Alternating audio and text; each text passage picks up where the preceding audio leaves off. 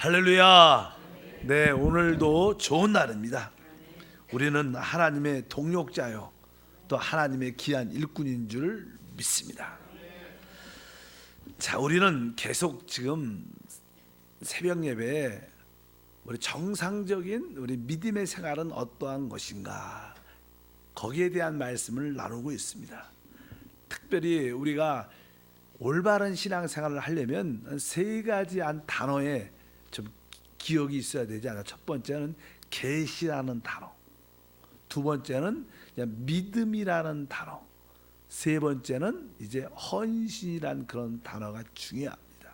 사실 계시라는 것은, 신앙생활이라는 것은 이제 하나님이 우리의 영적 눈을 열어 주시는 겁니다. 그래서 주님이 이루신 모든 것을 보는 겁니다. 일단은 뭐가 보여야지, 깨달아져야지 그것을 믿을 거 아닙니까? 내가 아무리 믿고 싶어도 그냥 믿어라 뭐가 믿어져야 안 믿어지지. 어떻게 내가 봐야지 볼 수 있는데, 그래서 그냥 계시를 통해서, 그래서 일단은 우리가 하나님께서 우리에게 이루신 모든 것을 우리가 봐야 된다. 그분께서 십자가에서 흘리신 피로 우리를 죄사함을 주셨고, 또 그분의 십자가에서 우리가 함께 그분과 못 박혀 죽었다는 사실을 보면 이제 그것을 우리가 믿을 수 있게 되는 거. 아, 내가 제사함 받았구나. 내 옛사람, 실패의 사람이 이미 끝났구나. 그럴 때 이제 우리는 새롭게 하나님께 이렇게 진짜 우리 자신을 하나님께 의의 병기로 하나님께 이렇게 믿음으로 드릴 수 있는 헌신을 하게 될 때 하나님의 영광을 체험할 줄 믿습니다. 그래서 우리가 보고 믿고 헌신하면 하나님의 영광을 보게 됩니다. 그래서 계시와 믿음과 헌신, 성경에서 하나님께서 우리를 창조하신 그 목적을 다시 한번 쉽게 이해할 필요가 있습니다. 하나님께서는 왜 우리를 창조하셨고, 하나님이 목적이 무엇인가, 우리가 뭐 하나님의 형상과 주권을 회복하자, 이런 말씀을 많이 합니다. 이것은 어떻게 보면 이게 좀 고급진 단어죠. 좀 어려운 단어, 이해하면 참 은혜가 있는 단어입니다. 하나님의 형상과 주권을 회복하자. 성경에서 사실 하나님께서 우리를 창조하시고 우리를 부르신 목적은 우리로 하여금 하나님의 영광에 참여하는 거예요. 하나님 목적, 우리가 자식을 낳아도 자식에 대해서 우리의 부모의 마음은 우리 자식이 그 부모의 그 놀라운 축복을 가지고 있다면 그 놀라운 축복의 최고로 영광에 참여하는 것이 부모의 마음인 것처럼, 하나님은 우리 사람들이 그 하나님의 영광에 참여하는 게 하나님 목적인 것이다. 성경은 거기에 대해서 반복적으로 말합니다. 로마서 3장 23절에 보면 모든 사람이 죄를 범하였음에 하나님의 영광에 이르지. 여기 보면 하나님의 영광, 따라할까요? 하나님의 영광. 로마서 8장에 연이어서 21절에 보니까 그 바라는 것은 피조물도 썩어짐의 종로로 탄 데서 해방되어 하나님의 자녀들의 영광의 자유에 이르는 것이니라. 여기에 보니까 이제 하나님의 자녀들이 어디에? 영광의 자유에 이르는 거니까, 그러니까 하나님의 목적은 우리가 하나님의 영광에 참여하는 거예요. 근데 보통 우리 사람들은 나는 타락하고 죄를 졌죠. 그래서 항상 우리는 죄에 대한 어떤 두려움이 있습니다. 죄에 대한 어떤 심판이 있어요.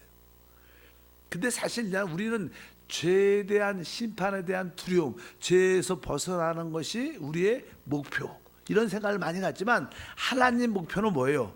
죄에 대한 심판의 개념이 아니라, 하나님은 하나님의 자녀들이 어디에 참여하지 못하는 게 슬픈 거예요? 아까 보니까 하나님의 영광에 이르지 못하는 게 하나님 볼 때는 너무나 슬픈 거예요. 하나님은 어떤 일을 하셔요? 바로 우리를 죄에서 벗어나는 것만 아니라, 이것은 시작이고 목표는 하나님의 영광에 이르게 만드는 게 목표예요. 여러분들이 하나님 영광에 참여해야지 하나님도 기뻐하시는 거예요. 그래서 하나님의 영광의 목적이, 그것을 분명히 알아야 될 줄 믿습니다. 사실 하나님의 영광의 목적, 하나님의 영광이 무엇일까? 하나님의 영광에 참여하는 길은 무엇일까?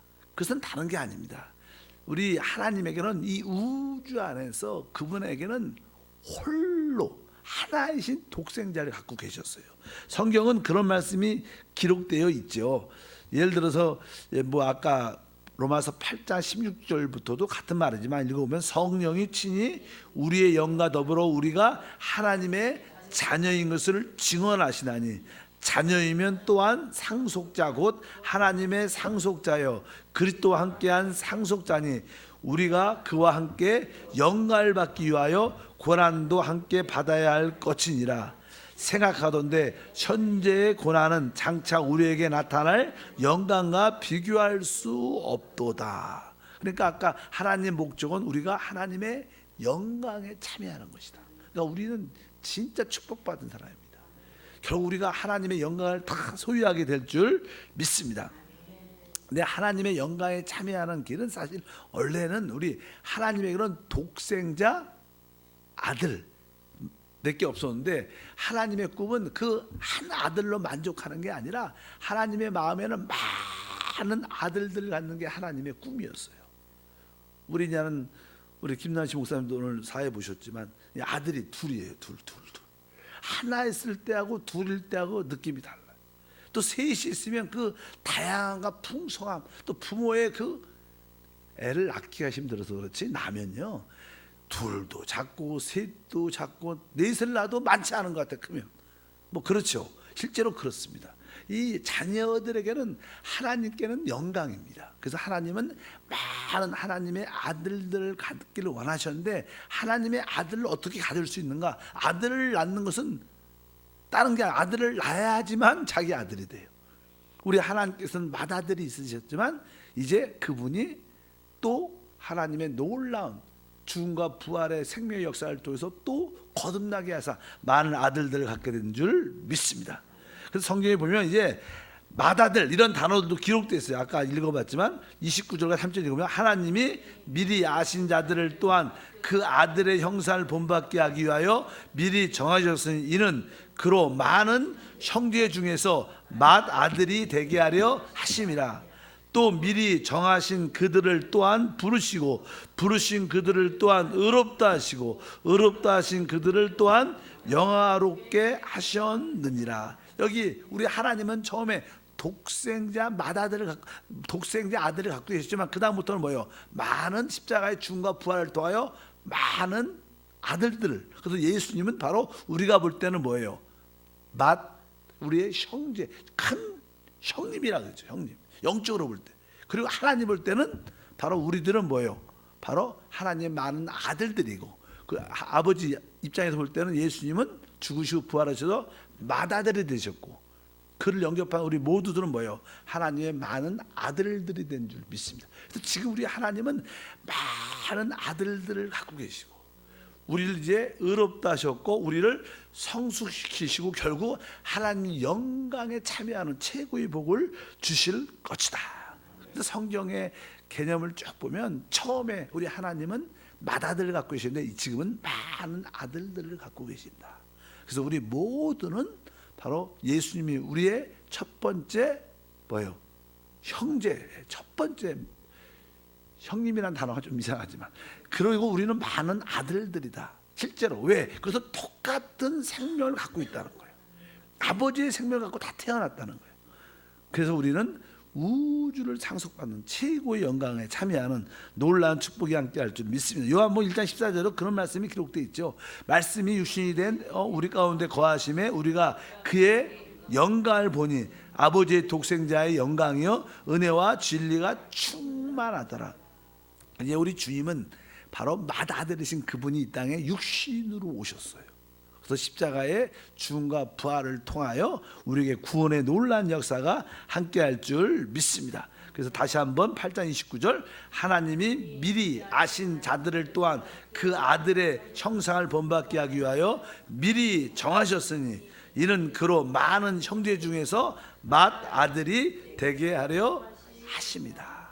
이제 예수 부활하고 죽으시고 부활하신 그분은 하나님 볼 때 예수님은 맏아들이고 우리는 많은 아들들이다. 그래서 성경에 보면 바로 우리가 하나님의 참된 아들이 될 때 하나님의 영광, 아버지의 모든 것을 소유하게 되죠.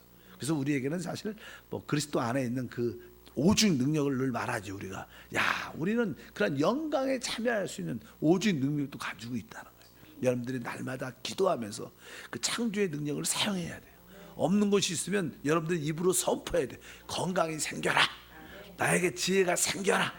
또 실제로냐는 사망의 음침한 골짜기 있을 때 이 사망의 음침한 골짜기에서 부활할지어다, 다시 회복될지어다. 이게 명령을 기도로 여러분들이 선포해야 돼요. 왜? 우리가 다 입술로 땅에서 메고 푸는 겁니다. 기도로 메고 푸는 겁니다. 그럴 때 창조의 능력이 나타날 줄 믿습니다. 다시 한번 여러분들이 하나님의 영광의 목적은 바로 우리로 하여금 하나님의 영광에 참여하는 것이구나. 우리가 이러한 계시와 믿음을 갖게 되면 우리 삶에 기쁨과 자유함과 은혜가 충만한 줄 믿습니다. 그래서 하나님은 이 일을 바로 십자가의 죽음과 부활을 통해서 그래서 우리 주님이 요한복음에 보면 이렇게 말합니다. 요한복음에 12장 24절 읽어보니까 내가 진실로 진실로 너에게 이르노니 한 알에 밀이 땅에 떨어져 죽지 아니하면 한 알 그대로 있고 죽으면 많은 열매를 맺느니라. 우리 하나님에게는 그 독생자들 아주 밀이죠. 밀 한 알을 갖고 계셨어요. 근데 이 밀이 한 알밖에 없었지만 이제 많은 밀알들을 만들기 위해서 이것을 어떻게 땅에 떨어져 죽기, 땅에 묻어 죽게 됐어요. 그것이 십자가의 죽음이죠. 그러니까 한 알의 밀알을 우리 주님은 어떻게 해요? 심으셨어요.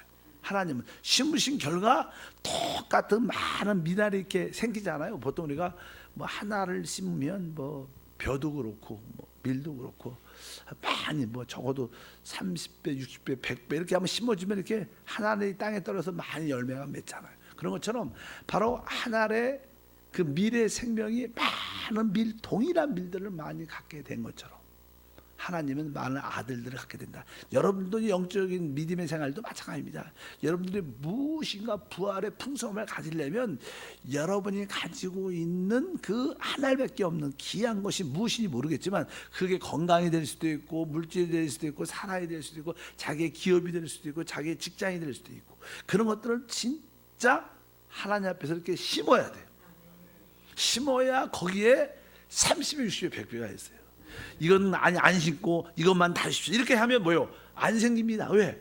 땅에 떨어져 죽어야 어떻게 많은 밀알이 생긴다. 이것이 우리 믿는 사람들의 축복의 원리다. 그래서 우리는 꼭 죽음이란 영역을 한번 통과하는데 이것이 죽으면 내려놓으면 포기하면 없어지는 것처럼 보이지만 사실은 그렇지 않아요. 왜? 우리에게는 부활의 생명이 있어요. 그래서 하나님께 드리고 시간을 드리고 몸을 드리고 물질을 드리고 마음을 드리는 것을 아까워하면 안 돼요. 왜? 이것이 축복의 부활의 역사인 줄 믿어요. 왜? 하나님도 그렇게 얻으셨어요. 하나님도 우리를 어떻게? 그분도 하나밖에 없는 한 알의 밀알을 독생자를 심었기 때문에 이렇게 여러분같이 저와 많은 하나님의 아들들을 얻으신 줄 믿습니다. 그래서 이렇게 하나님의 역사를 이루는 길들이구나. 그것을 보고 하나님의 밀알, 내가 이 원칙을 꼭 지켜야겠다. 내가 하나님께 내 마음도 심고 사랑의 마음도 심길 바랍니다. 하나님을 그런 마음도 심으면 하나님의 영광을 체험하게 될 것이다. 이것이 하나님의 영광을 이루는 길인 줄 믿습니다.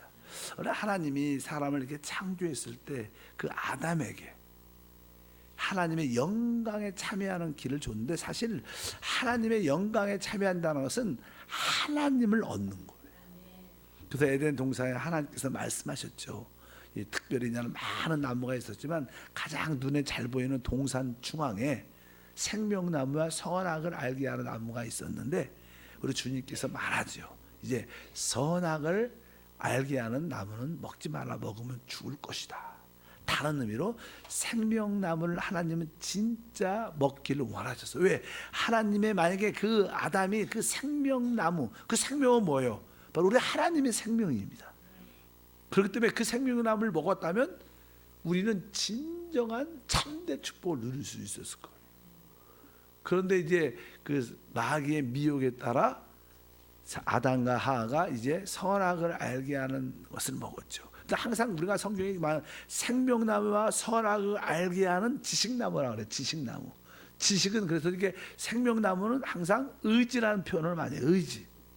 그 다음에 지식은 독립. 그래서 항상 우리가 학교도 초등학교에서 기본적인 교육을 다 받았으면 지식을 배웠으면 어떻게 해요? 졸업해요. 여러분 다시 초등학교 안 갑니다. 중학교에서도 그 기본적인 중학교 지식을 배웠으면 어떻게 해요? 졸업해요. 고등학교도 마찬가지예요. 그러니까 어떤 지식이라는 것은 졸업, 독립한다는 뜻을 갖고 있어요. 그러나 생명은 뭐예요? 의존이에요. 의존. 생명은 뭐예요? 우리가 이거 숨 쉬잖아요. 이것은 뭐 내가 오늘 아침에 10분 10분 동안 깊이 심호흡했다고 좀 이따 안 쉬면 안 되는 거예요. 이거는 그냥 끊임없이 쉬어야 돼요. 잠자는 것도 생명과 관련된 거예요. 오늘 잤다고 며칠 안 잘 수 있지, 그렇지 않아요. 또 음식도 먹는 것도 생명과 관련된 모든 것은 절대 의지야. 그러니까 우리는 하나님과의 관계가 무슨 관계예요? 생명적인 관계. 사단은 자꾸만 우리를 하나님과 독립시키는 거야. 너 이거 지식 알면 더 이상 하나님 쪽 없이 네 스스로. 그래서 사람이 선악과를 먹었다는 것은 스스로 산다는 거예요. 우리가 생명나무를 만나서 하나님을 절대적으로 의지하고 산다는 거예요. 인류의 역사, 타락한 인류의 역사는 하나님 없이 스스로 세상을 이끌어가는 거예요. 여러분 이 세상도 다 뭐예요? 하나님 없이 이 세상이 인류 스스로가 이끌어가요. 결국 뭐예요? 멸망이에요. 개인적이도 영적으로도 멸망이지만 우리 대한민국도 마찬가지일 거예요. 우리 대한민국도 진짜 영적인 지도자들이 하나님을 진짜 알고 하나님을 의지하면서 나가면 나라가 점점 국민들이 하나 되고 좋아질 거예요. 그러나 자기 생각들로 이렇게 이끌어가면 결국 모든 사람들은 자기 스스로 자기 지식을 따라 이끌어갑니다. 결국 그 결과는 뭐예요? 다 사망, 멸망입니다.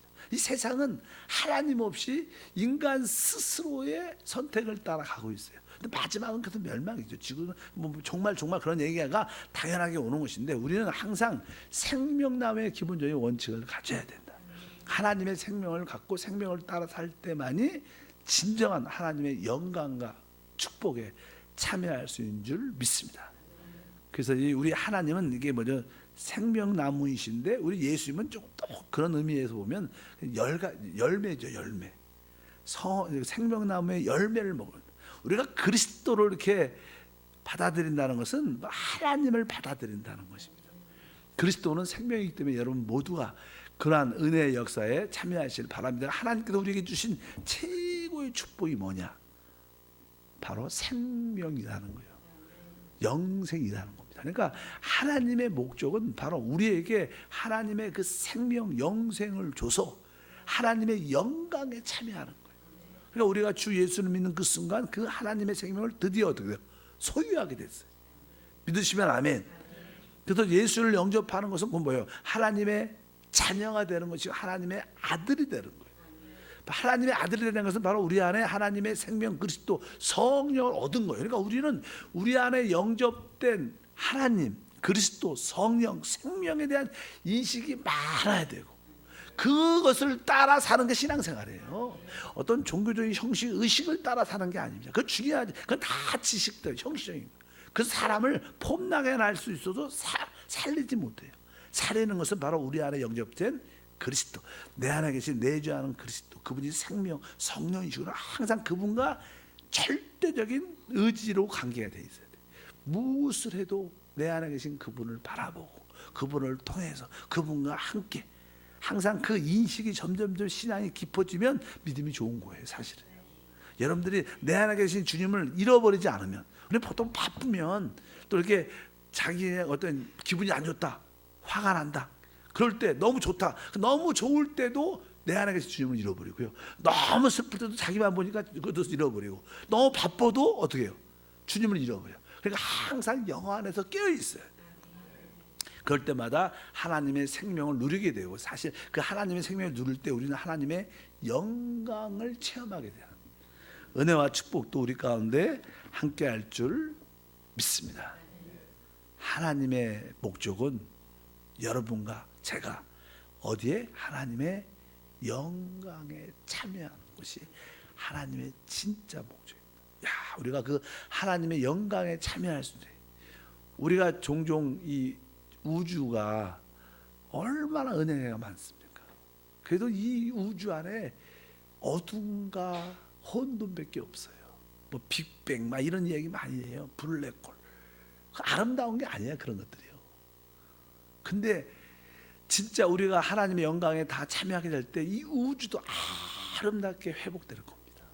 진짜 영화롭게 회복될 줄 믿습니다. 하나님은 그것을 이루기 위해서 우리를 구원하셨고 우리를 이끌어 가시는 줄 믿습니다. 이제 우리는 아담의 선택처럼 실패하지 말고 그리스도의 선택처럼 순간순간 하나님의 생명만을 붙잡고 타락할 때 하나님 목적은 우리 가운데 충만하게 이루어질 줄 믿습니다. 그래서 여러분들이 복음을 전할 때도요, 아까 말씀드린 것처럼 그런 단어들을 많이 사면 좋을 것 같아요. 이게 하나님의 목적이 뭐냐? 하나님의 목적은 하나님의 영광에 참여하는 것이다. 그래서 분명히 아셔야 될 줄 믿습니다. 그래서 하나님은 우리가 하나님의 영광에 참여하지 못한 것을 아주 슬퍼하십니다. 이 사람들은 죄에 대한 심판에 대한 느낌이 강하지만 하나님의 아픔은 뭐예요? 영광에 참여하지 못하는 것이 하나님의 아픔이에요. 여러분 모두가 하나님의 영광에 최고도로 참기를 바랍니다. 우리가 그냥 돌아온 탕자 이야기에서 돌아온 탕자가 아버지의 재산을 가지고 멀리 타국에 나갔어요. 그래서 거기서 아버지가 준 재산을 다 허비하죠. 그리고 이제 나중에는 먹을 것도 없고 돼지가 먹는 지원 열매조차도 얻어 먹을 수 없는 그냥 처절한 상태 가운데 있었어요. 그러다 그 아들이 많은 세상에서 고난과 어려움을 당한다, 이런 생각을 많이 가져요. 근데 사실 거기에 핵심은 그 얘기가 아닙니다. 그 사랑 관점이고, 아까 그런 말한 것처럼 사람들은 죄에 대한 두려움에 대한 관점이 많지만 하나님의 관점이 뭐예요? 영광에 대한 관점이 많아요. 사실 돌아온 탕자 이야기에서 주제가 돌아온 탕자가 고난을, 세상에 사람을 떠나 고난을 많이 받더라, 이러한 아픔에 대한 이야기처럼 보이지만 사실은 집을 나간 아들을 보내, 잃어버린 아들을 둔 그 아버지의 마음은 어떻게 했어요? 어떤 고난이 큰 것 같아요, 여러분? 아들을 잃어버린 아버지의 마음이 큰 거예요?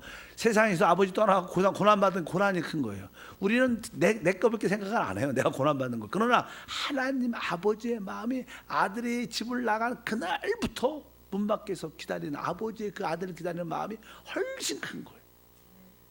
믿으시면 아멘. 우리는 그런 생각을 가져야 돼요. 잃어버린 양도 마찬가지예요. 양은 길을 잃어버렸지만 양도 뭐 내가 볼 때는 양이 자기 혼자 신나게 돌아다닐 거야. 어디 간지도 모르고. 근데 그 잃어버린 목자의 마음이 아픈 거예요. 우리는 하나님의 마음을 알 수 있어야 돼요. 하나님의 마음은 여러분들이 영광에 참여하는데 그 영광에 참여하지 못하는 그 모습을 하나님이 너무 슬픈 거예요.